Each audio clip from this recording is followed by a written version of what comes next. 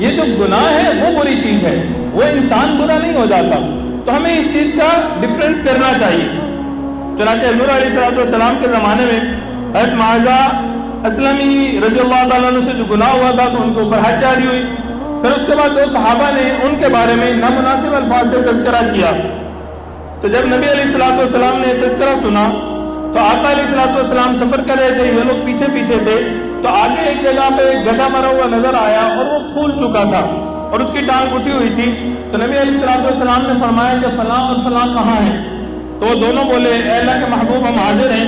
आप अलैहिस्सलाम ने फरमाया उतरो और इस गधे का गोश्त खाओ। तो उन दोनों ने कहा, अल्लाह के रसूल इसका गोश्त कौन खाएगा? मुर्दार जानवर है, गधा है, खुला हुआ है, स्मेल आ रही है। तो आप अलैहिस्सलाम ने फरमाया, तुमने अभी जो अपने भाई की ऐब जोई की है, इसके खाने से ज्यादा सख्त है।